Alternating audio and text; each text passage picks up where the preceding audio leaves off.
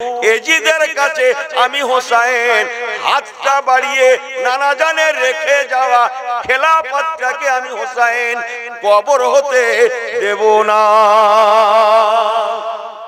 কারবালার ময়দানে হযরত ইমাম হোসাইন सैयदा के लाल सैयदा के बेटे अम्मा जान फातिमा ज़ोहरा रज़ियल्लाहु ताला अन्हा कलिजार टुकड़ा छोटो बेटा हुजूर इमाम हुसैन रज़ियल्लाहु ताला अन्हु যদি এজিদের কাছে হাতটা বাড়িয়ে দিতেন, এজিদের কাছে ইমাম হুসাইন হুজুর যদি বায়াতের জন্য হাতটা বাড়িয়ে দিতেন, কারবালা হতো না, ইমাম হুসাইন হুজুরকে শহীদ হতে হতো না, ওনাকে শহীদ হতে হতো না। ইমাম হুসাইন হুজুর বলেছিলেন, আমার নানা জানের মেহনতের ইসলাম, আল্লাহর পাঠানো ইসলাম আমি মিটতে দেব না। যেখানে কোরআন সুন্নাহর আইন চলবে সেখানে এজিদের রাজ যদি কায়েম হয়, এজিদের হুকুম যদি কায়েম হয়, কোরআনের আইন নবী কামলিওয়ালা নানা জান রাসূলুল্লাহ রেখে যাওয়া সুন্নাত বিলুপ্তর পথে চলে যাবে, হতে পারে না। আমি ইমাম হোসাইন জীবন থাকতে একজন শরাবখোর, একজন শরীয়ত বার খেলাফ লোকটাকে, ইসলামের খেলাফ লোকটাকে আমি মেনে নিতে পারি না। এজিদ আমিরে মুয়াবিয়া হুজুরের বেটা, সে গাদ্দার, ইসলামের সঙ্গে গাদ্দারি করেছে। তার মধ্যে নামাজ ঠিক মতো নাই, শরীয়ত ঠিক মতো নাই, ইসলাম ঠিক মতো নাই, মুনাফিকি চাল। আমি ইমাম হোসাইন আল্লাহ শরীয়তকে খেলাফ মেনে নেব না, শরীয়তের খেলাফকে বরদাস্ত করব না। তাতে যদি আমার মাথাকে দিতে হয় তবু আমি দিতে রাজি আছি। আমি এজিদের কাছে ইমাম হোসাইন হাতটা বাড়াবো না। ও মুসলমানের ছেলে মেয়েরা, আল্লাহর কসম করে বলে গেলাম, ইমাম হোসাইন হুজুর যদি সেই দিন হাত বাড়িয়ে দিতেন, হাত বাড়িয়ে দিতেন, ওনাকে মাথা দিতে হতো না। কি বোঝা যায়? কি বোঝা যায়? যদি হাত বাড়াতেন ঠিক আছে মেনে নিলাম, নেতা বলে মেনে নিলাম, হ্যাঁ খলিফা বলে মেনে নিলাম। কারবালা করেনি এজিদ। এজিদ কি করেছিল জানেন? খেলাফতের কবর দিছিল। কিসের কবর? কিসের কবর? কথা বলেন আমার সঙ্গে। কি বললাম? এই আমার দিকে ফেরো ছেলেগুলো, অনেক বড় বড় ওয়াজ শুনেছ আমি অনু জানি। খেলাফতের কবর দিছিল। খেলাফত কতটা জানেন আমি অনু জানিনি। খেলাফতের কবর হয়েছিল সেই দিন, কারবালা হয়নি। এজিদ খেলাফতের কবর দিছিল। যে খেলাফত রাসূলুল্লাহ কায়েম করে গিয়েছিলেন, বলবেন না জোরে সুবহানাল্লাহ? আজকে ১৫০০ বছরের কাছাকাছি, না মনে হয় বেশি হয়ে গেছে। কবে কারবালা হয়েছে আজকের কথা? আজও পর্যন্ত পৃথিবীতে খেলাফত আর কায়েম হয়নি। আপনি জানেন? তবে খেলাফত একদিন কায়েম হবেই হবে, হবেই হবে, হবেই হবে। পৃথিবীতে খেলাফত কায়েম না হওয়া পর্যন্ত লা তাকুমুস সাআত, আল্লাহর দুনিয়া ধ্বংস হবে না। বলুন না জোরে সুবহানাল্লাহ। পরে বলছি, এতটুকু শুনে রাখুন। খেলাফত মানে কি বলবো একটু বাংলায় বলবো। বাংলায় কোন বাংলা? দেশি বাংলা। কি বাংলা? দেশি বাংলা। দেশি বাংলা। কত ঘর লোক মিলে এখানে ওয়াজ হচ্ছে? কত ঘর? মনে করুন 100 ঘর। আমি বোঝানোর জন্য বলছি, এই 100 ঘরে যত পুরুষ বেটা ছেলে আছে, হ্যাঁ, বাচ্চা বুড়ো, একটা লোক আজকে বাইরে থাকবার নেই, ঘরে থাকবার নেই, সবকো ইহা প্রেজেন্ট করনে পড়েগা। মসজিদে আজান হবে, মুয়াজ্জিন আজান দেবে, হাইয়া আলাস সালাহ,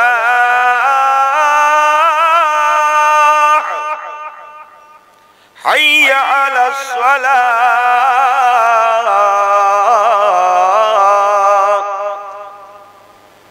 এরা তো সুবহানাল্লাহটাও বলতে জানে না।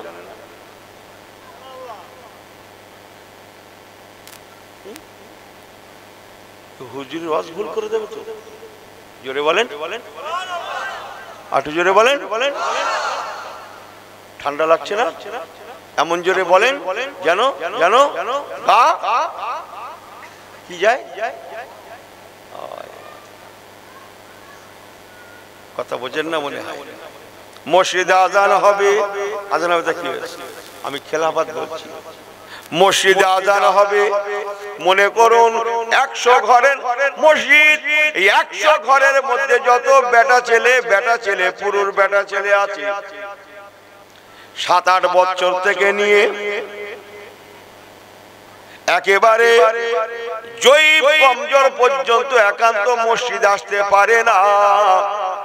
এই রকম বয়সের মানুষ পর্যন্ত আর বাড়িতে থাকবার নাই, আর কাজ নাই, কর্ম নাই। যদি আপনার বাড়িতে দোকান থাকে আর বেচা কেনা করবার নাই, যদি একান্ত প্রয়োজন হয় কোন মাল সামান কেনার, এখন কিনবার নাই, এখন মসজিদে আল্লাহর নামাজের আজান হতে রয়েছে। একটাও মুসলমান বাড়িতে থাকবার নাই, কারখানাওয়ালারা কারখানা চালাবার নাই। জিজ্ঞেস করছি কি করিস? করছি না হুজুর সেলাই কাজ করি। কি সেলাই? না লেডিস। কি করে? লেডিস কাজ করে। লেডিস কাজ করুক আর জেন্টস করুক, মসজিদে আল্লাহু আকবার আল্লাহু আকবার, মুয়াজ্জিন যেই না আজানটা শুরু করবে, আজান শোনা মাত্র স্টপ হেয়ার, এখানেই দাঁড়িয়ে যান। আর মেশিনের পা ঘোরানোর নাই, দোকানদারের পাল্লায় মাল সামান বলেন বলেন বলেন ওঠানোর নাই। কথা হচ্ছেন না? মাল সামান ওঠানোর নাই, আর দোকান খুলে রাখবার নাই। এখন দুনিয়ার কোনো কাজ নাই। এখন আমি মুসলমান হিসাবে ফার্স্ট ওয়ার্ক, আমার প্রথম কাজ আসসালাত, আসসালাত, আসসালাত, আল্লাহ পাকের নামাজ, আল্লাহ পাকের নামাজ, আল্লাহ পাকের নামাজ। যদি কোনো মুসলমান না আসে, নামাজে না দাঁড়ায়, তাকে যথেষ্ট পানিশমেন্ট করা হবে। একেই বলা হয় খেলাফত। শুনছেন আপনারা? ওয়াজ মাহফিল হচ্ছে, 100 ঘর লোক মিলে, মনে করুন একটাও পুরুষ বেটা ছেলে বাড়িতে থাকবার নাই। সবকো ইহা আনে পড়েগা। समझ में आई बात ना जी? মসজিদে আজান হচ্ছে, শুধু কি পুরুষেরা মেয়েরা কি বাদ? আম্মা বাদ। এ ভালোই মুখস্থ করেছে আম্মা বাদ। আম্মা আব্বা কিচ্ছু বাদ নেই। ওলামাকে বোঝেন না, মেয়েরা মায়েরা বেটিরা উনুনে রান্না করছিল, আর রান্না করবার নাই, খানা কষাচ্ছিল আর খসানোর নাই। কি বোঝা যায়? তরি তরকারি কুটছিল, বাচ্ছিল, বাসাবাজি করছিল, কাটাকাটি করছিল, আর বাসবার কাটবার নাই। এখন মসজিদে আজান হতে হতে হাইয়া আলাস সালাহ,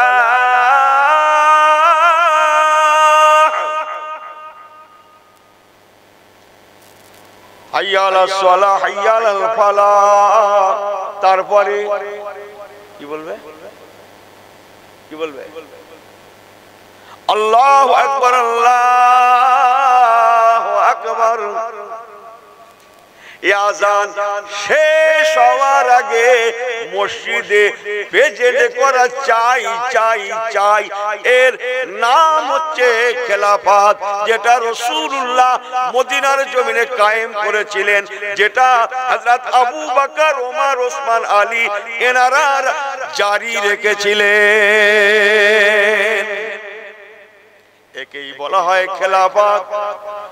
খেলাফত প্রতিষ্ঠিত হওয়া মানে সুদের মাল, সুদের কারবার, হারামের কারবার, মেরে নেওয়া, কেড়ে নেওয়া, লুটে নেওয়া। কথা বুঝছেন না মনে হয়? ও জুতো যদি এক সপ্তাহ পড়ে থাকে মসজিদের বাইরে, তাও কেউ ভুল করে কি দেবে না? কথা বলেন না কেন আপনারা?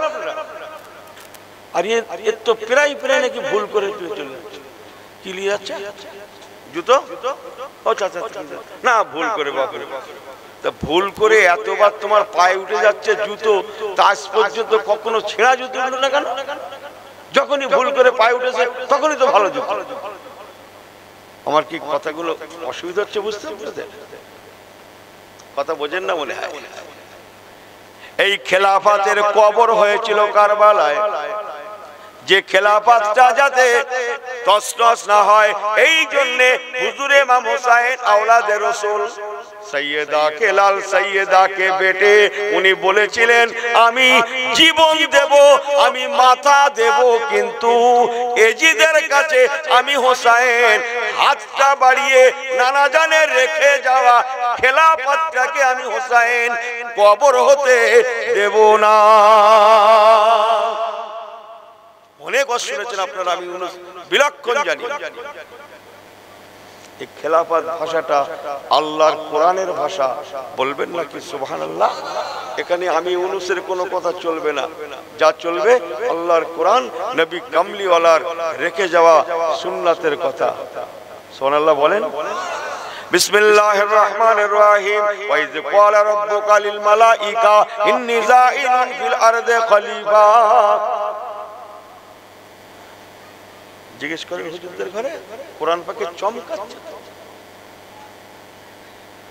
আল্লাহ পাক বলেছিলেন ফেরেশতাদেরকে, আব্বাজান আদম সফিউল্লাহকে তৈরি করার আগে, ও আমার ফেরেশতারা, ইন্নী যাইলুন ফিল আরদি খলিফা, আমি আল্লাহ পাক পৃথিবীতে খলিফা পাঠাতে চাই, খলিফা নিযুক্ত করতে চাই, একজন খলিফা পাঠাতে চাই। খলিফা পাঠিয়ে আমি আল্লাহ পাক খেলাফতকে প্রতিষ্ঠিত করব। যদি খেলাফত প্রতিষ্ঠিত হয়ে যায়, বিশ্বের জমিনে কেবল শান্তি আর শান্তি বিরাজ করবে। আল্লাহ পাকের তামান্না, প্রথম যাকে খলিফা করে পাঠাবো সেই খলিফার নাম হবে কুলনা ইয়া আদম, হযরত নবী আদম শফিউল্লাহ। আমার আল্লাহ ওয়ালা বাবাজিরা, সংক্ষেপ আমি ইউনূস যেটা বলতে চাইছিলাম, তাহলে মুসলমানের কাছে হাতের দাম বেশি না মাথার? ঘুরে গেছে মাথার নয়, হাতে।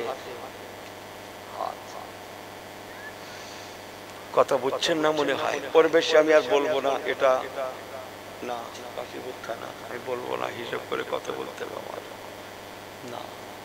কথা বুঝছেন না? সব সম্ভব। আমার আল্লাহ ওয়ালা বাবাজি গণেরা, ইসলাম আলাদা নেয়ামত। তাই আল্লাহ পাক কোরআন পাকে বললেন, রে দুনিয়ার ইমানদারেরা, আমিনু কামা আমানান নাস, তোমরা ঈমান আনো কেমন জানো, যেমন ঈমান এনেছিলেন তোমাদের নবী সাহাবায়ে কেরামেরা ওয়াসাবিকুনাল আউয়ালুনা মিনাল মুহাজিরিনা ওয়াল আনসার ওয়াল্লাযিনা তাবাউহুম বিইহসানিন রাদিয়াল্লাহু আনহুম ওয়া রাদু আনহু। আল্লাহুম্মা মাশাআল্লাহ। আল্লাহর আলিমের কথা ছিলেন বাবা। আসসালাম।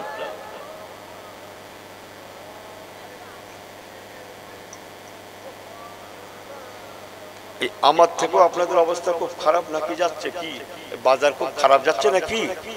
খুব খারাপ যাচ্ছে? হ্যাঁ, আমার তো শোনা কথা শীত বেশি পড়লে বাজার ভালো যায়। সবজি টবজি একটু আল্লাহ শুকরিয়া করে জোরে লাগো, ছেলেগুলো লাগো।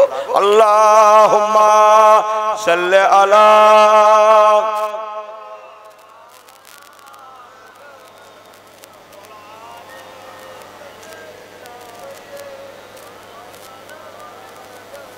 मोहब्बत कर तू वस्ते वो अल्लाह का, मोहब्बत कर तू वस्ते वो अल्लाह का, मिलेगा साया तुझे अर्शे खुदा का। जोरे जोरे जोरे अल्लाहुम्मा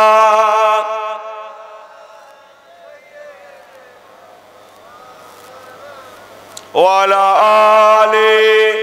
खबर टबर आसेनी? হামাসেরা কাতারে কাতারে জীবন দিচ্ছে, জীবন দিতে রাজি, কিন্তু মসজিদে আকসা দিচ্ছি না, দেব না।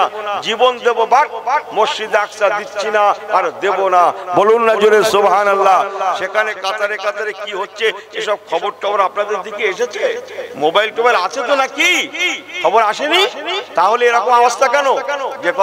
যে কদিন বাঁচি, আল্লাহ যে কদিন বাঁচায়, মর্দে মুজাহিদ কি তারে আওয়াজ দেনা নারে তাকবীর, फिर जोर से आवाज लगाना नारे ताकबीर। এরাও বিপদে পড়েছে দেগঙ্গা হুজুরটা নিয়ে। আমার আল্লাহ ওয়ালা বাবাজি গণেরা, আল্লাহ পাক বললেন তোমরা ঈমান আনো আমার নবী সাহাবীদের মতো। নবী সাহাবীদের ঈমানের রংটা কালারটা কেমন, ছোট্ট একটা রেফারেন্স শুনবেন নাকি? এই হাতে সময় আছে তো না? আমি আন্দাজে চালাচ্ছি, শুনবেন? ঠিক আছে সবাই? ঠিক আছে, ঠিক আছেন? মাশাআল্লাহ। আমার রাসূলের পাক সংক্ষেপ সংক্ষেপ বলছি, একটা জিহাদে 12,000 সোলজার পাঠাবেন বলে ঠিক করলেন। এক প্রকার সোলজার সৈন্য নির্দিষ্ট হয়ে গেল। 12,000 আসহাবী কান্নজুম,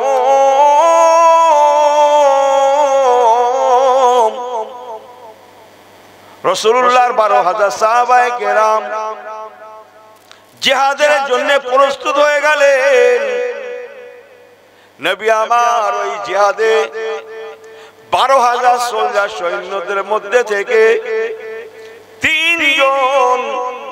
তিনজন ব্যক্তিকে commander in chief, soldier in chief, সৈন্য অধ্যক্ষ, সেনাপতি নিযুক্ত করলেন।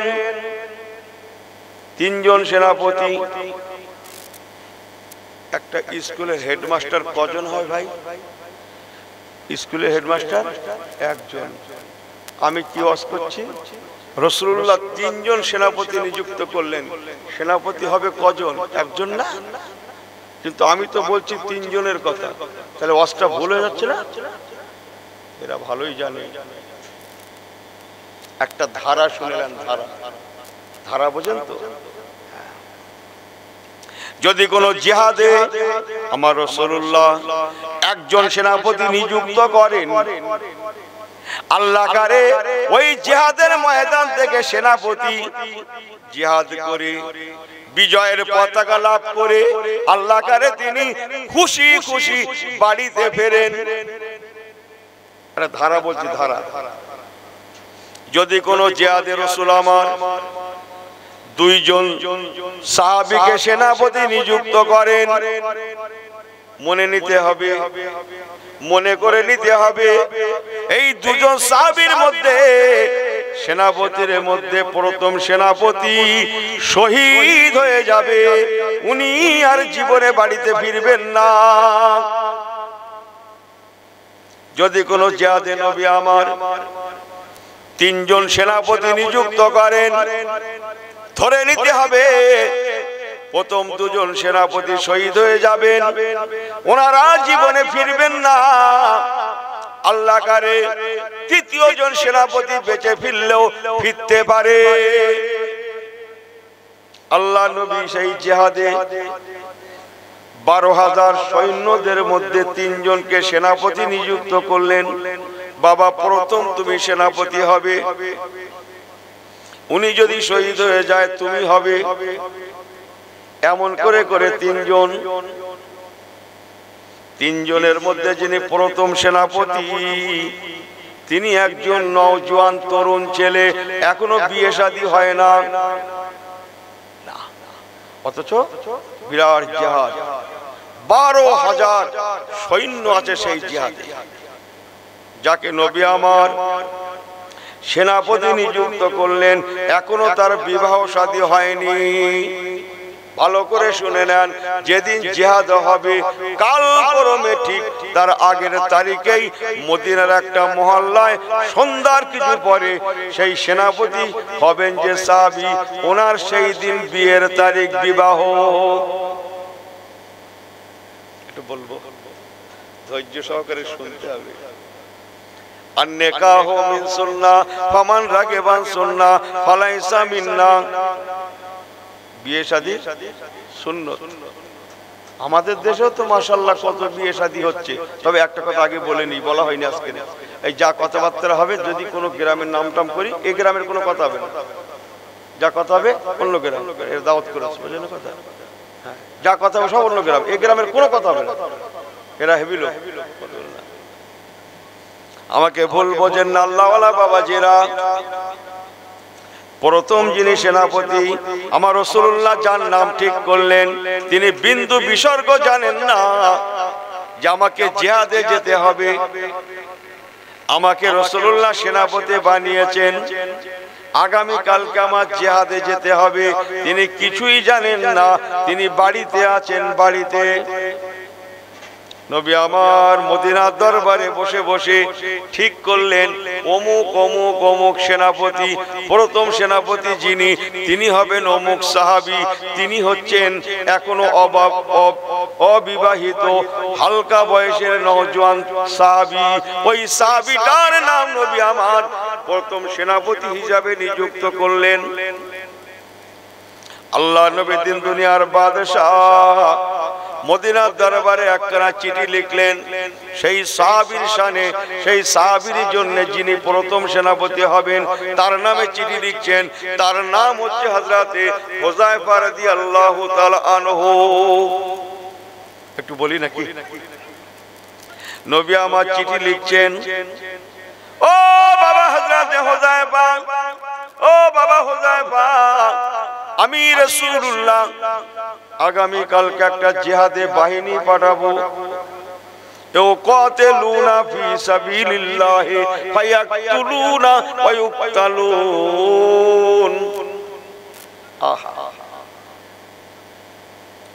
আল্লাহ আমাদের জানার মাল কিনে নিয়েছে, জানেন তো? কি বললাম জানো? হ্যাঁ, বিসমিল্লাহির রহমানির রহিম। ইন্নাল্লাহা আশতারা মিনাল মুমিনিনা আনফুসাহুম ওয়া আমওয়ালাহুম বিআন্না লাহুমুল জান্নাহ। এরপরই ঠিক ওইটা যেটা আমি তেলাওয়াত করছিলাম। আল্লাহ কোরআন পাকে বলেছেন ইন্নাল্লাহা আশতারা, রে দুনিয়ার ঈমানদারেরা, মিনাল মুমিনিনা, রে দুনিয়ার ঈমানদারেরা, ইন্নাল্লাহা আশতারা, নিশ্চয় আমি আল্লাহ কিনে নিয়েছি, খরিদ করে নিয়েছি, মিনাল মুমিনিনা, রে দুনিয়ার ঈমানদারেরা, আনফুসাহুম, আনফুসাহুম, তোদের জানকে আমি আল্লাহ কিনে নিয়েছি, ও আমওয়ালাহুম, তোদের মাল সামানকে আমি আল্লাহ কিনে নিয়েছি। তোরা জানার মাল, জানার মাল, জানার মাল দিয়ে আমি আল্লাহ আমার ইবাদত কর। বিআন্না লাহুমুল জান্নাহ, নিশ্চয়ই আমি আল্লাহ তোদের ঘরে জান্নাত দেবই দেব, দেবই দেব, দেবই দেব। তোরা জানার মাল দিবি, আমি আল্লাহ বিনিময় জান্নাত দান করব। আমরাও জানার মাল দেই, বাপ রে বাপ, ইনি কোরবানি দেবে, কোরবানি ইনি একা 3টে গরু দিতে পারে, কিন্তু দেবে কটা? কটা দেবে? একা 3টে দিতে পারে, কিন্তু দেবে কটা? বলছে একটা হলে তো বাঁচাবো। ইনি 7-এর মধ্যে ঢুকে যাচ্ছে।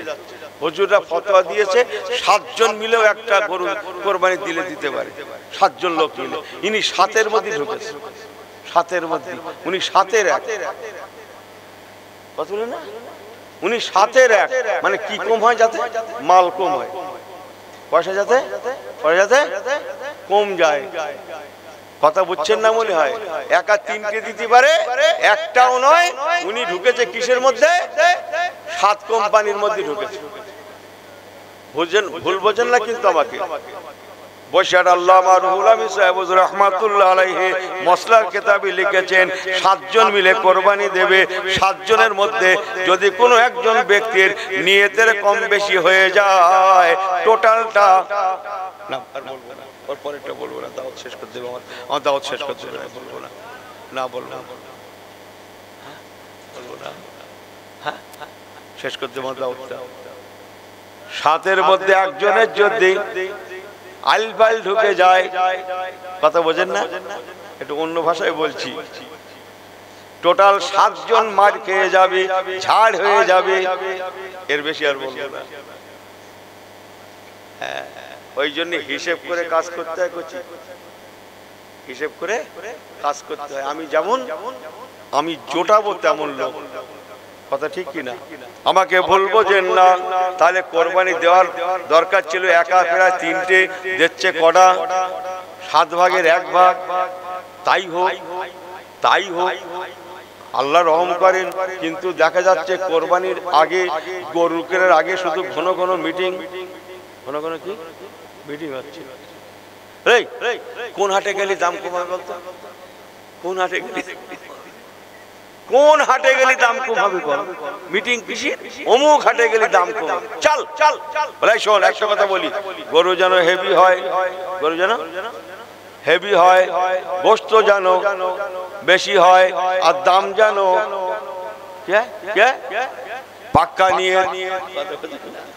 পাক্কা নিয়ে আল্লাহ ফেরেশতাদের বলছে কি যেন একটা নিয়ত করলে, আমি যেন এরকম শুনলুম। ফেরেশতারা বলছে আল্লাহ আমরা তো তাই শুনলুম। পাক্কা নিয়ত একদম, গরু যেন হেভি হয়, গোশত যেন বেশি হয়, আর দাম যেন, ওটা আমি বলবো না, আপনারা বলে নেন, দাম যেন। হারিস সর্বনাশ, ইনি এক কোরবানি দেবে 3 হাট ফেরত। আজও পর্যন্ত গরু ঠিক হয়নি, কহাত ফেরত, 3 হাট। কোরবানি দেওয়া কি ফরজ না? কি ফরজ? তো ওয়াজিব রে বাবু, ওয়াজিব। কোরবানি দেওয়া ওয়াজিব। আর সকালের ফজরের নামাজ পড়া কি? ওই দেখেন, ওয়াজ বোঝে না তো, ফরজ। এই ফরজ বড় না ওয়াজিব বড়? কথা বলেন, নিশ্চয়ই ফরজ বড়। তাহলে একটা ওয়াজিব আদায় দিতে কত ঘন্টা ফরজ শেষ? হাটে গেছে সেই 10টার পরে, মনে মনে জোহর শেষ, কি শেষ? মনে মনে কি শেষ? তারপরে রাস্তায় আসর শেষ, রাস্তায় আমি কি ওয়াজ বড্ড ভুলে যাচ্ছি। ফিরতে মাগরিব শেষ, বাড়ি ফিরতে মাগরিব শেষ। ইনি কি আদায় করবে? ওয়াজিব। কটা ফরজ জবাই হয়েছে? 3টে, সামনে একটা এখনো আছে। এসা আল্লাহ ভরসা কি হয়? বলছে শরীরটা ভালো লাগছে না, একটু শুয়ে যাই, দে ঘুম, মাঠ টান, একেবারে একটানা সকাল। কথা বোঝেন না? সকালে উঠে বলছে কি হয় বলতো, আমার দোয়া কবুল হয় না কেন বলতো? ও শুধু বুকি বাড়ি মেরে বলছে আমার দোয়া কবুল হয় না কেন? আল্লাহ ফেরেশতাদের বলছে যাও ফতোয়াটা শিখিয়ে দাও। তুই এক ওয়াজিব আদায় দিতে গিয়ে 14 ঘন্টা ফরজ জবাই করে তুই এসে বলছিস আমার দোয়া কেন কবুল হয় না? বড্ড ভুল হয়ে যাচ্ছে নাকি আমার ওয়াজ? হ্যাঁ, মনে মনে, রাস্তায় গোপনে কত ঘন্টা যে ফরজ শেষ করে ইনি এক ওয়াজিবের গলায় ছুরি দেবে। ওয়াজিবের গলায় বিসমিল্লাহ আল্লাহু আকবার দেবে। ইমাম সাহেব যখন বিসমিল্লাহ আল্লাহু আকবার দিচ্ছে, আল্লাহ বলছে ও ইমাম তুমি কিন্তু জানো না কত ঘন্টা ফরজ শেষ করে এখন ওয়াজিবের গলায় ছুরি দিচ্ছ, তুমি কিন্তু খবর রাখো না, দাও। আর কি করবে, না দিলে মন লাগিয়েছে, দেবে, দাও। ভুল বোঝেন না কিন্তু আমাকে। এই একবার তাকবীর দেন তো, বালা মুসিবত কাটুক। নারে তাকবীর। আমার ওয়াজ কি আপনাদের ভুল হচ্ছে? আমার ভুলে যাচ্ছে? চলেন সব বাদ। আমার আল্লাহ ওয়ালা বাবা জীবনেরা, আল্লাহ কোরআন পাকে বলেছেন তোমরা জানার মাল দাও। রে দুনিয়ার ইমানদারেরা, নিশ্চয় আমি আল্লাহ তোমাদের জান্নাত দেবই দেব, দেবই দেব, দেবই দেব। ইন্না ওয়াদাল্লাহি হাক্কুন, নিশ্চয় আল্লাহর ওয়াদা সত্য। ইন্নাল্লাহা লা ইউখলিফুল মিয়াদ, নিশ্চয় আল্লাহ পাক তিনি ওয়াদা খেলাফ করেন না।